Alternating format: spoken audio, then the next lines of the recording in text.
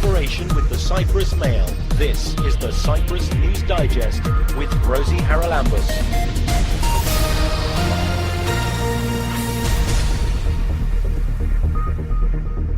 Coming up on the programme this week, the women's Euro-Arabian North Pole expedition.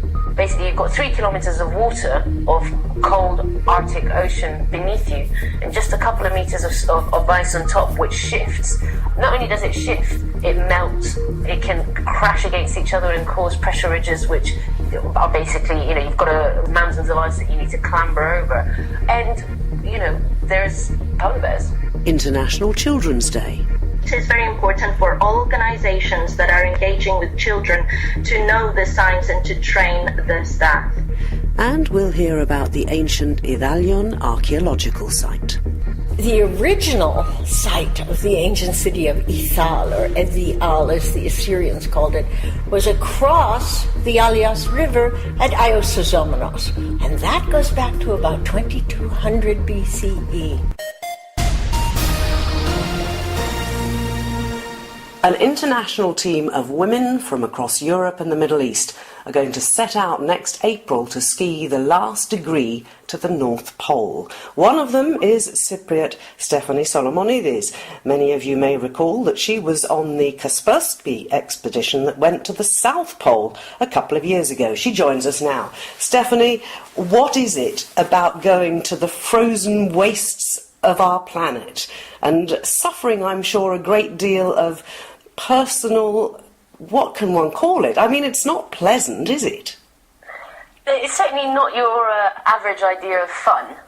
However, it's just such a special feeling, and it's such a magical place, being in the polar regions, that I think I've just really enjoyed it. You kind of get over the whole hardships of being on an expedition, and then you look at it as an amazing opportunity to be cut off from technology, to live in the present, and I think that's what definitely appeals to me, and even more so now that I live in a massive city like London. Now, you're doing this again with Felicity Aston, who of course was the expedition leader on your last trip in the South Pole, and you've been selected as team manager. That is showing that Felicity, who is a very greatly respected expedition person, obviously feels you have the skills and the strength to do that. That must be making you feel pretty good. Oh, definitely. I mean, I think one of the reasons that Felicity and I sort of work well together, obviously we had the South Pole expedition, which I was just a team member. Then I assisted her on her solo traverse of Antarctica.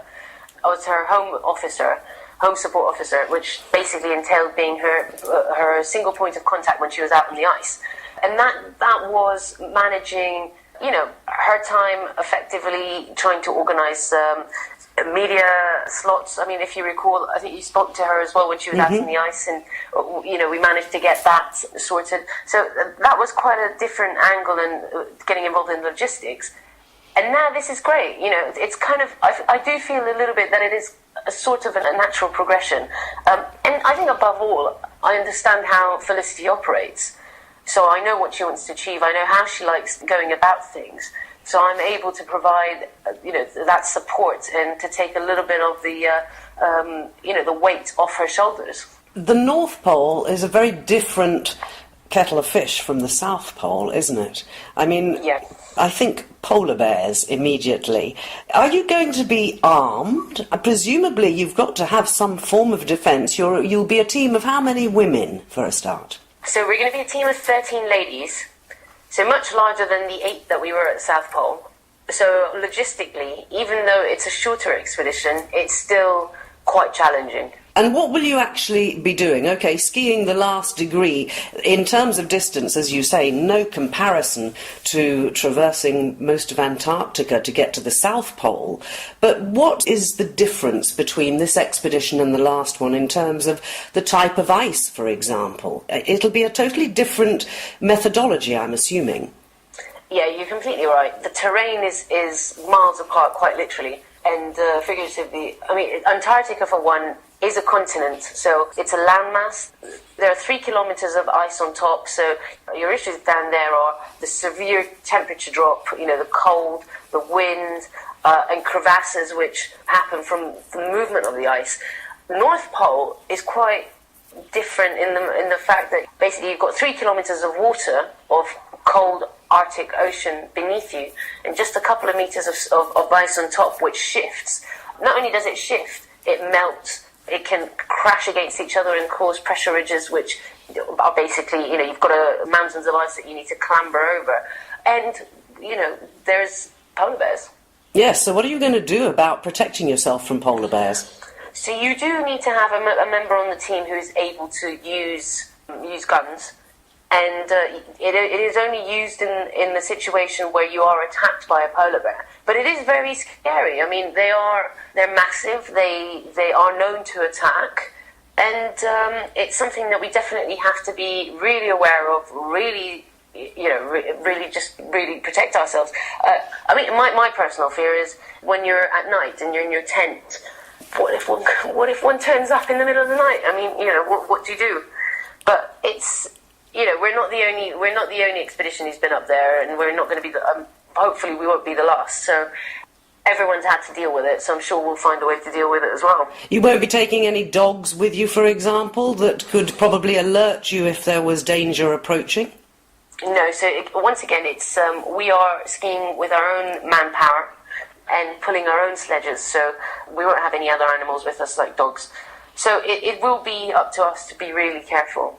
And on guard. Now then, you're going to meet with all the other members of the team. How were they selected? Because they come, as last time, from pretty well all over the world, and I know that the idea behind this is to foster greater dialogue and understanding between women of Western and Arabian cultures. And that worked really well on your last expedition. So how do you foster that understanding? And tell us a bit about some of the people on the team. Yes, you're absolutely right. It is the same concept as the previous expedition. You're bringing everyone Felicity is bringing everyone together, and just being part of such a really unique expedition, activity, adventure, what you want to call it, it just, it creates that bond between the women, or whoever's on it.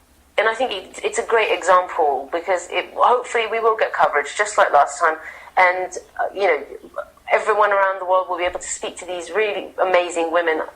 We've got ladies who are from UAE, we've got a lady from Saudi Arabia, a lady from Slovenia, all these, Kuwait, Oman. I mean, it's such a mixture of cultures and experiences that, it's going to be wonderful I can't wait to meet all these ladies in Iceland in September. But, I think they'll have a lot to offer when it comes to talking about this dialogue and the expedition. How long is the expedition actually going to take? Because it's something like 60 nautical miles, isn't it? That's what, about 100 kilometres? So how long are you actually going to be on the ice? So the expedition itself will be approximately 10 days, which is quite long. But the reason why it's quite long is we have to factor in the possibility of the ice actually moving in the opposite direction to our destination, the North Pole. So it'll roughly take about 10 days, we think, which is it's much less than the 38 days that the South Pole expedition took. Yeah, so in terms of managing the physicality of it, you won't have a problem at all. But I wonder how some of the ladies from the Middle East, hot climates and so on, what sort of training are you going to do? Because the training I know for the last expedition was pretty full on, wasn't it? Are you all going to meet again somewhere in Scandinavia and put them through their paces? Yes, so the plan is for everyone to start training, doing the usual, you go to the gym, start building up strength, start building up stamina. I mean, even I need that. I haven't done any exercise in the past couple of years, to be honest. So definitely have to be up to standard. I don't think we'll be pulling the same amount of weight as a previous expedition, just simply because it's a shorter expedition, but it still will be hard. These ladies will have to get used to the idea of not having any part of your body showing, any parts of your body exposed to the cold. There's, the physicality of having to go over these pressure ridges, which that is going to be tough. And it will take teamwork to be able to get one poke over these, ridges, which could be a 1 meter, 2 meter ridges. So it'll definitely be a very unique experience for them. I think, again, what we can do as Felicity as a team leader and Steph as a team manager is just try and make sure that we equip them with enough experience in Iceland, which is where we're going to meet for our training camp, so that when we do get to the North Pole, they are at least mentally prepared for what's coming up. And I think that's the most important part, is when we turn up there, there's no shutdown. The body might be cold, but the mind has to be so switched on in order to make sure that you don't get any cold weather injuries. You mentioned the ice moving in the wrong direction. I mean, how is this mapped out? I presume that Felicity has a proposed route, but you must be able to be flexible and change that route according to the conditions on the ice. How do you do that when you're actually there? You're absolutely right. So the start point and the camp up north are all under Russian organisations. So they drop you off at a good potential point at the last degree. So once we're there, I think we will be using satellite maps again, which we will receive from the Russians who have one of their bases up there. And I think, as you said, we will have to be flexible. It is just walking in the right direction. However, there are things that we won't be able to control, such as the sea current. But you can't really do much about it. So if the sea current is pulling out the ice faster than you're skiing, then you have a bit of a problem. I think you sort of wake up the next morning and you hope that's stopped. It's all fascinating stuff, and I'm sure we'll talk again nearer the time, Stephanie. But I know that there is going to be a website going up where people can follow your progress. Now, you're not actually setting off until April next year, so there's plenty of time to get ready. But tell us a bit about where people can follow your progress. I think it's June, is it, that the website goes up? Yes, so June our website goes up, so that's under construction at the moment. However, we've already started our social media accounts. So we have a Twitter account, which is at North Pole 2017, so quite easy and catchy to remember. And we also have a Facebook page.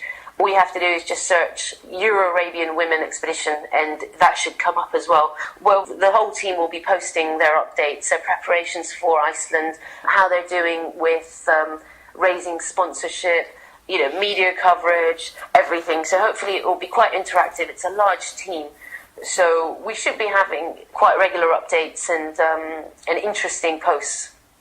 Well, they were fascinating last time round. I'm sure they will be this time. Because it's a shorter expedition, is Felicity allowing each of you to take something special that you'd like to have with you? Knowing Felicity, I think that's probably unlikely. I think she'll probably keep it down to a minimum and make sure that everyone can pull their pulk and the weight. So I probably wouldn't say anything about that. I don't know if she's got any plans for that. If you could, what would you take? Well, aside from the normal iPod so I can listen to some music, I think I would probably take... Well, to be honest, I would love to take a book, but I doubt we'd have any time to be able to do that. Have a quick read of a book. Yeah, I don't know. A good question, that. I'll have to think about it. And perhaps talk to Felicity about whether each of you can take your special item. We will talk again, I have no doubt. Stephanie Solomonidis pushing the barriers for Cypriot women once again, joining this expedition to the North Pole, taking place next April, the Women's Euro-Arabian North Pole Expedition 2017. Look for them on Twitter and on Facebook. Stephanie, the best of luck. Thank you so much, Rosie. Lovely speaking to you. It's always a pleasure to speak to you.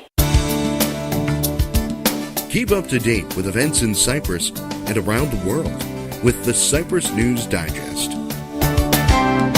Wednesday was International Children's Day, and the British Council in Cyprus issued a press release to mark the day and explained that every child has the right to protection from all types of harm. What do they mean? Well, Natasha Apostolidou joins us now from the British Council. What actually were you trying to get across with that press release, Natasha? Yes, Wednesday was International Children's Day, and we take child protection very seriously at the British Council, and that is because we engage with many children and we have many activities with children. So parents should be very much aware that the British Council is taking care of issues of child protection. Now, we associate the British Council mostly with education, with all the different exam boards that you represent and so on, but there's more to it than that, isn't there? Definitely, yes. The British Council is the UK's international organisation for cultural relations and educational opportunities. So we actually do, as you said, a lot of exam for IELTS, IGCSEs, Cambridge English and other boards, but also we organise Education UK exhibitions and other public events where we engage with children. Now, I noticed that one of the things you say in your press release is that the British Council is committed to valuing, respecting and listening to children. Do you think that these days sometimes we fail, particularly in the last two of those? We may love them, therefore we value them, but respecting their views and listening to what they have to say are perhaps not as widespread as they should be. I agree with you, Rosie. It is true, but we have managed through our child protection policy, which says exactly that, valuing, respecting and listening to children, to engage and have trust with children, for children to actually trust us. And this is quite important because then we can talk to them if we see any signs that might suggest that they are going through any type of abuse or any other harm. So, trusting us is quite important. And of course, training of people who work with children is also important. And I know that the British Council does that, but how would you rate the training that people who work with children in Cyprus get in terms of being able to spot the signs of trauma that relate either to abuse or to problems at home? Well, I can't really say about other organisations, but yes, at the British Council we do train all our staff, and I do not mean just the full-time staff, but everyone who is engaging with children through our activities. So we have invigilators, for example, for the different exams. They go through training and they know the signs. And as I said, because of the trust that we are managing to get through, then we recognize the signs and then we can go ahead to different organizations and see how we deal with the different issues. It is very important for all organizations that are engaging with children to know the signs and to train the staff. So you do cooperate with welfare authorities and so on in Cyprus when that need arises? Exactly, yes, we do. And it is part of our policy, which is a global policy, I have to say. So all British Council officers in more than 100 countries, with more than 8,000 staff, including 2,000 teachers, have gone through the training and know the signs. And what are the signs? I mean, it's really difficult sometimes, isn't it, to spot whether somebody's just upset about something, or is it because over a longer period of time you notice that they're not perhaps engaging the way they might with other children and particularly with adults?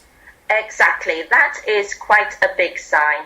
If we see children that are much quieter than other children, that their behavior shows that they're different, then through the trust that we have, we try to talk to them and to see whether something serious is going on in their lives.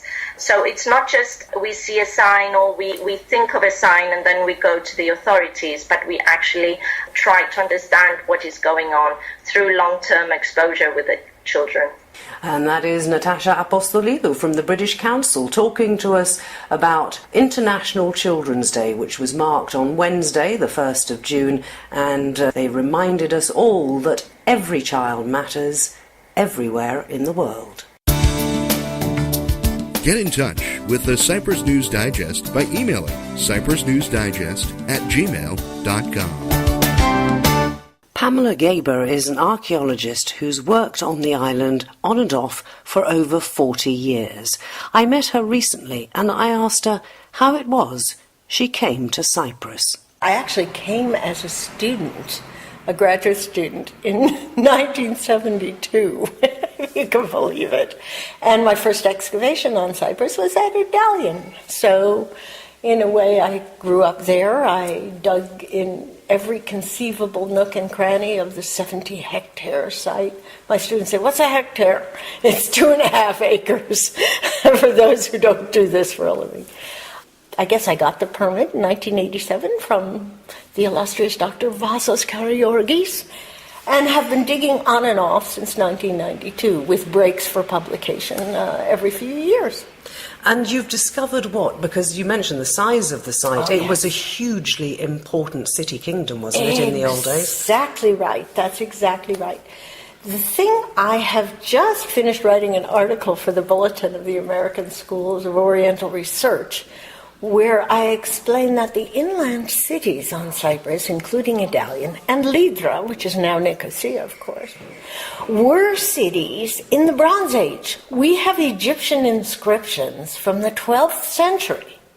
We have the Ramses III inscription at Medinet Habu that lists places on Cyprus, and one of them is Ithal, which we know is the ancient name of Idalion. So what was its significance if you go, I mean, have you got, if you like, to the bottom layer yet? How Yes, old indeed. is the city? The site where I'm digging, that's been known as Idalion since the 19th century, since 1850 actually, goes back to about 1300 BCE. But we now know that the original site of the ancient city of Ithal, or Edial as the Assyrians called it, was across the Alias River at Iosozomenos, where Dr. Thespopilidis is now digging. And that goes back to about 2200 BCE. And it was continuously occupied right down to today. You're an expert in pottery and the ceramics when it comes to archaeological digs, and I'm told that you read pottery. Yes. What does that mean? That is the term we use because we separate everything we dig up, we separate by changes in the soil or by depth. If we're digging in soil that doesn't change, we give it a different number after 5 centimeters of depth, because that gives you a unit that you can analyze. What do I mean by that? Well, we separate the dirt from everything else in there, whether it's seeds or charcoal, bone, stone, pottery. Most of what we find, the most plentiful thing we find, are broken sherds of pottery. We call them sherds, pot sherds. So we have them listed by the spot they're found in. That soil layer has a number, and all the pottery is kept together from that soil layer. Before I come along to read it, the students separate it out by types. So the cooking pots are in one row, and the fancy painted wares are in another row, and the store jars, big, thick, fat ones like the pisaria you find in your garden, those are in a different place. And they're all counted, and I look at all of that stuff. But what we do is to date that batch of soil, that bucket of soil from which this came, according to the latest sherds. So if I find Hellenistic pottery, even though there's a piece of late Bronze Age or something from 1,000 years earlier, we'll call it a terminus postquem, that means the date after which this was deposited, will be Hellenistic. So what then happens, though, to the earlier pieces? I mean, you've got such a range. Right. They're all listed. In other words, I will say, we have 21 plain white, including 2 rims, 1 handle, 2 bases. And I'll go through each type of pottery that way. And then I will talk about, we have 2 Cypro-geometric rims. We have 1 Cypro-archaic handle, etc., etc. So they're all listed and they're all recognized. And can they be put together again? It depends, like everything else. If we find enough, and I will usually recognize it from something I've seen a little while before, I will say possible join with the thing that we read 5 minutes ago. So if I'm looking at pottery bucket 69, I'll say possible join with pottery bucket 65. Where are all these shards kept? Good question. Until we publish them, which is another whole process, they're kept in our apothekis. We have our own storehouses that one storehouse for pottery only, and the other storehouse has specialist samples, worked stone, shell, seeds, bone, everything else. And what about, let's say, jewellery, treasures, and so on? I mean, do they, if it's in a city kingdom, there have to be areas, I presume, very often religious areas, particularly, yes, where you may find rather more dynamic pieces, let's say, from a layman's point of view. I'm sure they may not tell you as much, perhaps, as the pots about the history of the place, but they're much more valuable, possibly. Well, possibly, but in fact, it doesn't necessarily need to be what we would think of as luxury ware. Sometimes you find whole lamps, and those are wonderful, informative objects too. Anything that's a recognizable or nearly complete, or even has enough of itself to be recognizable, is classified as an object and goes directly to the Cyprus Museum. We don't keep anything. We don't even study objects on site. Everything is in the museum. If we need to do further study, I mean, usually we photograph it and draw it before we take it in, but that's a one-day thing. Goes straight to the museum, and if we need to study it further, we go there and work there. What do all these finds tell you about life in Cyprus back whenever? Oh, that's the whole story. That's really what we're after. People ask us, "Oh, do you find gold?" And the simple answer is no, for a lot of reasons. First of all, because people tended not to abandon it. If they dropped a gold coin, they would hunt around until they found it. And then if it had been found later, it usually was melted down to make something else. That's not what is valuable to us. What's valuable to us is those lamps and that pottery. And we can see, actually you and I spoke, I think about 10 years ago, about the standing stones. The religion that they were practicing was so closely related to the religion that was practiced in ancient Israel. Although the primary goddess here, the primary deity, was a goddess, not a god, still it seems to have been a very similar kind of religious practice. She was not only the queen of heaven, but she was the creator of everything, life and death, sky and earth. Any way you want to describe it, she's the female equivalent of the deity who in Israel was known as Yahweh, king of heaven, creator of everything, all life and death, sky and earth.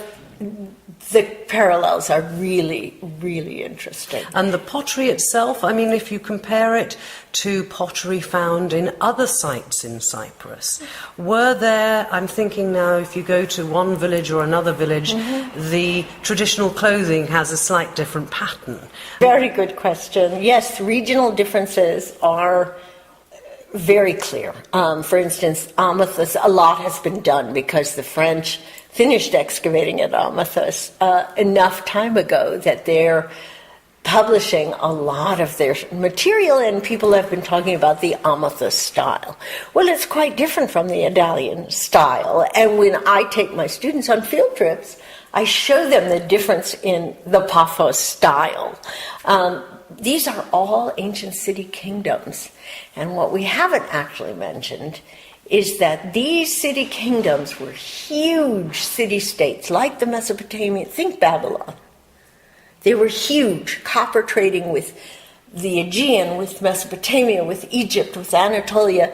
They were enormous cosmopolitan cities. And they must have traded between themselves. So it would be very interesting to know if, for example, Idalion pottery was found in Paphos or Amathus. Yes, it is, absolutely. But it tends to be those inland cities, Lydra, what's now Politico, Tamassos, ancient Tamassos, Idalion, and Chitri. Those cities produced and the copper that went to the coasts. So their stuff is found on the coast. And some of the coastal things are found in the inland cities, but much less, because the trade was going outward. So, yeah, it tells us a lot. But what I was going to say was that these cities in Cyprus, city kingdoms, were huge and cosmopolitan when Greece was still in the Neolithic or the Stone Age. And people don't often remember that. Well, we've been reminded of it by Pamela Gaber, who's been talking about her many, many years excavating at ancient Idalion and other sites in Cyprus, and giving us an insight into our ancient history.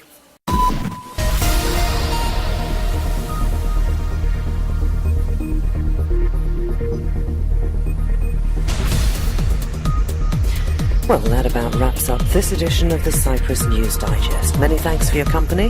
Hope you'll join me next week. Till we meet again, take care and God bless. Bye-bye now.